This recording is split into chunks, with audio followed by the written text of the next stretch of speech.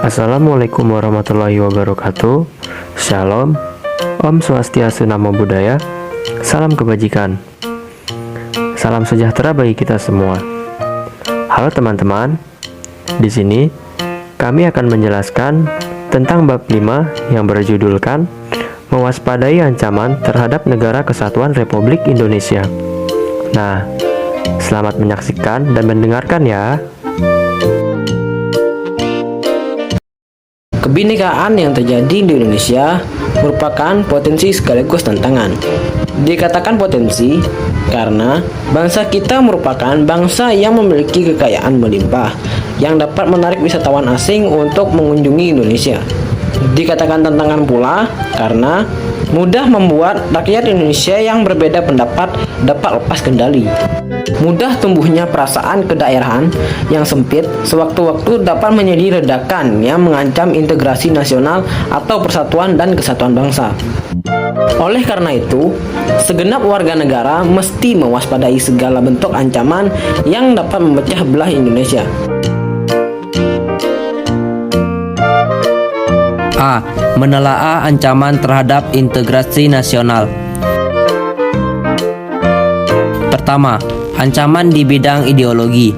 Ancaman ini dapat mempengaruhi ideologi Pancasila yang mempengaruhi masyarakat Indonesia untuk menerapkan ideologi ini.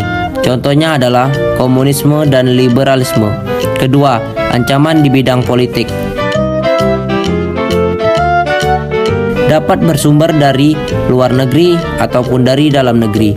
Dari luar negeri, ancaman di bidang politik dilakukan oleh suatu negara dengan melakukan tekanan politik. Kemudian ancaman dari dalam negeri dapat berupa penggunaan kekuatan dalam bentuk pengerahan massa untuk menumbang pemerintah yang berkuasa. Berikut gambar tindakan anarkis yang menjadi ancaman bagi Indonesia dalam bidang politik. Yang ketiga, ancaman di bidang ekonomi. Dampak negatif globalisasi untuk perekonomian Indonesia adalah barang-barang lokal kalah bersaing dengan barang-barang luar negeri. Perekonomian negara akan dikuasai pihak asing, timbulnya kesenjangan ekonomi yang tajam, memperburuk prospek pertumbuhan ekonomi jangka panjang. Sektor ekonomi rakyat yang diberikan subsidi akan berkurang, koperasi sulit berkembang, dan peningkatan pengangguran. Yang keempat, ancaman di bidang sosial budaya. Dampak negatif globalisasi untuk sosial dan budaya Indonesia adalah munculnya gaya hidup konsumtif, munculnya sifat hedonisme, adanya sikap individualisme, munculnya gejala westernisasi, semakin memudahnya gotong royong, solidaritas, kepedulian, dan kesetiakawanan sosial, semakin lunturnya nilai-nilai keagamaan dalam kehidupan bermasyarakat. Yang terakhir, ancaman di bidang pertahanan dan keamanan. Wujud ancaman di bidang pertahanan dan keamanan pada umumnya berupa ancaman militer, seperti pemberontakan bersenjata, melawan bangsa sendiri ataupun invasi dari pihak lain. B. Strategi mengatasi berbagai ancaman terhadap Infolek Sos Budhankam dalam membangun integrasi nasional. Strategi mengatasi ancaman di bidang ideologi dan politik.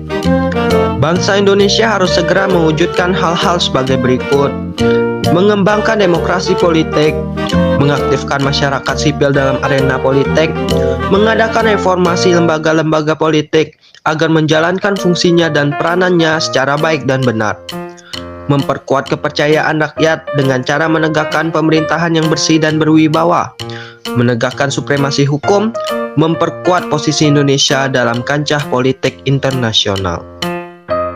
Selanjutnya, strategi ancaman di bidang ekonomi.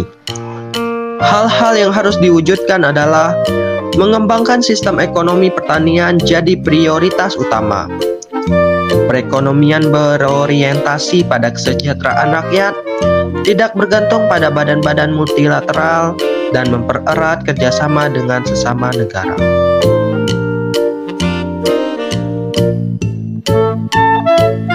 Strategi mengatasi ancaman di bidang sosial dan budaya. bangsa Indonesia harus selalu berusaha memelihara keseimbangan dan keselarasan fundamental, yaitu keseimbangan antara manusia dengan Tuhan, keseimbangan kemajuan lahir, dan kesejahteraan batin.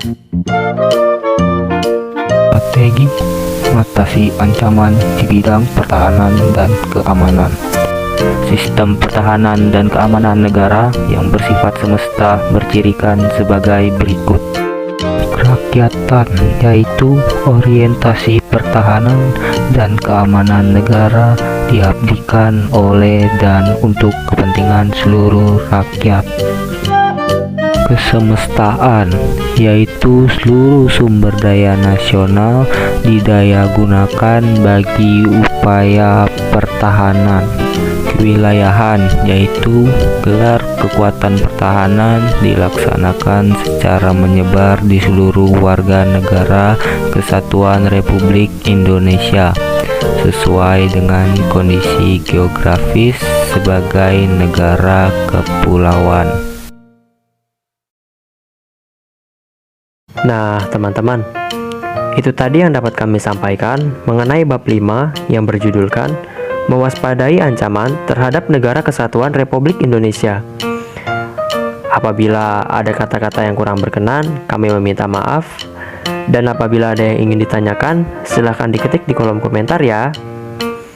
Kami dari kelompok 2 izin pamit undur diri.